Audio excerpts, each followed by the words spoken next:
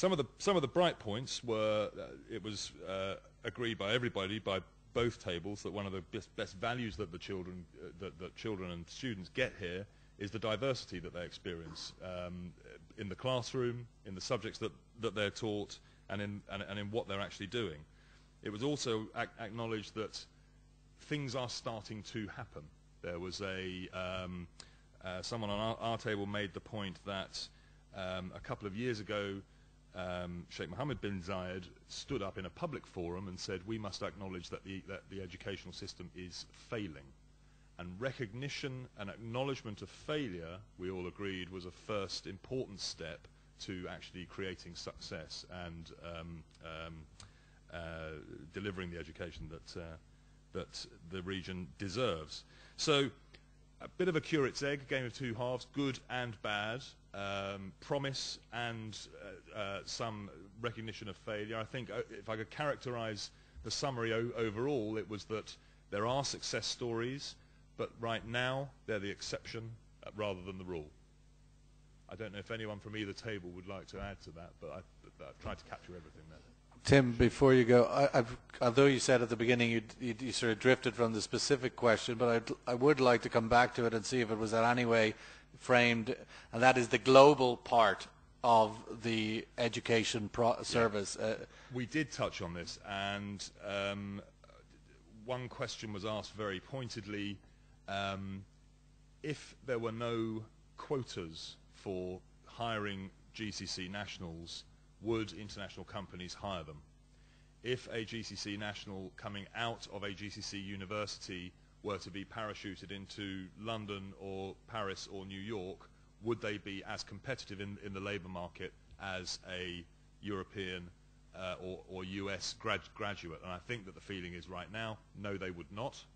But I think that the feeling also is that there is a recognition at every level that the system is not globally competitive here, but that it must become so, and that the first steps towards addressing that have been taken.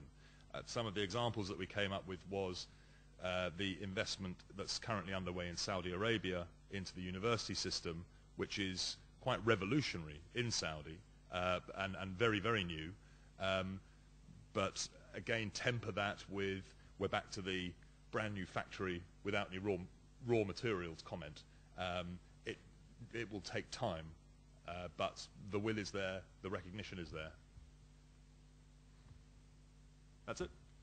Thank you. A quick question. Was there any comments or opinions on the cost of education here and whether it provides any value? There was. The table I was not on have made an explicit point that the cost of education is high. The table that I was on made the point that the commercialization of the private education sector is a relatively new phenomenon and is actually a damaging phenomenon. That when schools become money-making businesses, what suffers is the quality of the output.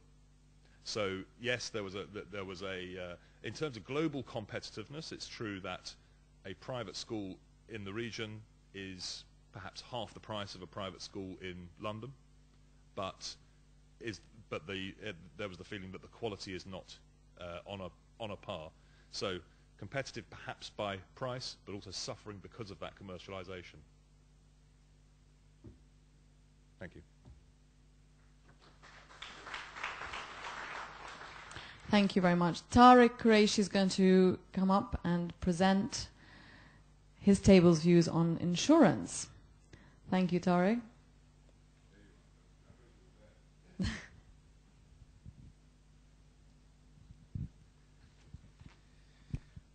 Good morning, ladies and gentlemen.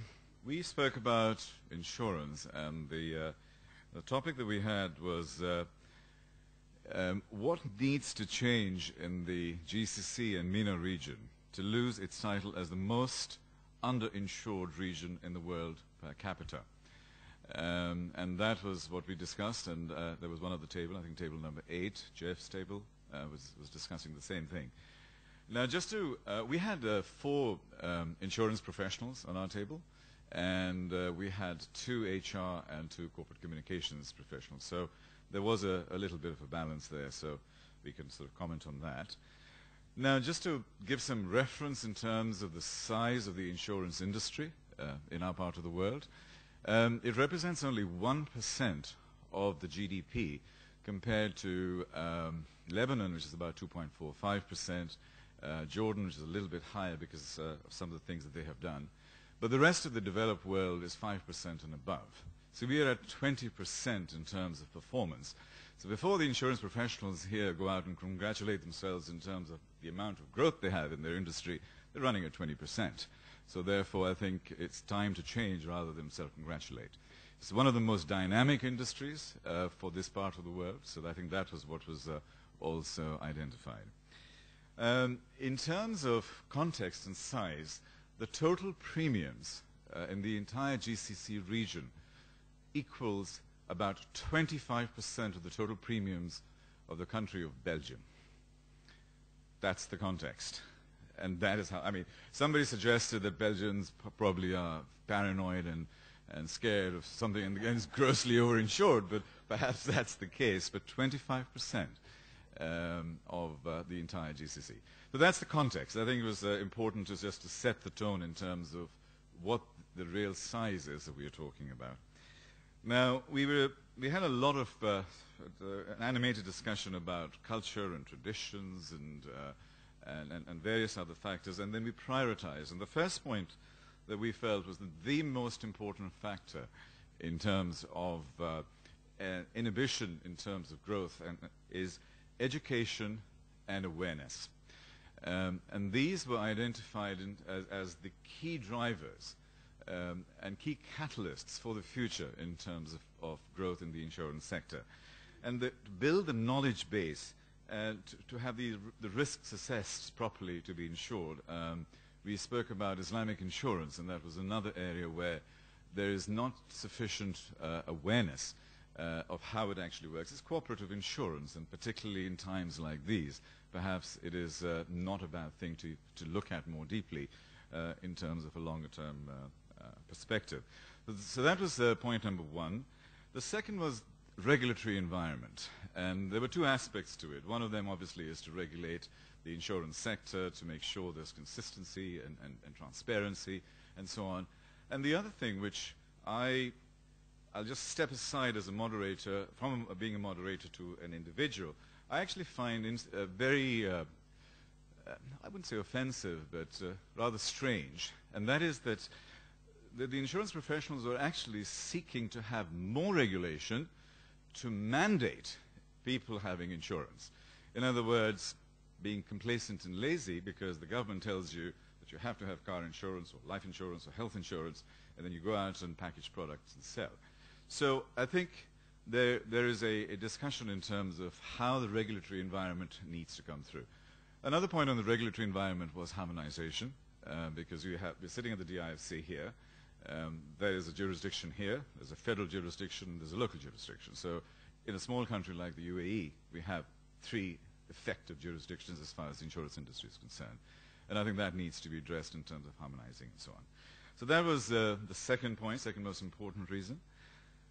The third was a sort of a plethora of elements that came together. And that was, again, I took myself as a possible candidate as a person to be insured or services to be provided to me. And I've been in this part of the world 14 of the last 22, 23 years. I have a car insurance, and I have life insurance, nominal, and health insurance. And I get one telephone call a year from my insurance company just to renew. No cross-selling, no creative product offering, nothing at all. And I think that was identified as one of the key elements that the product offering and innovation in that has to become an important factor.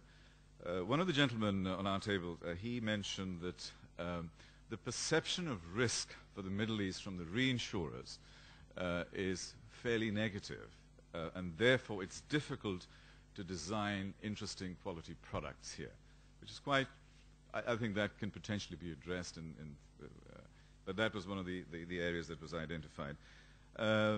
The other table proposed also that professional financial advice beyond insurance into investment and packaging it together was an important issue.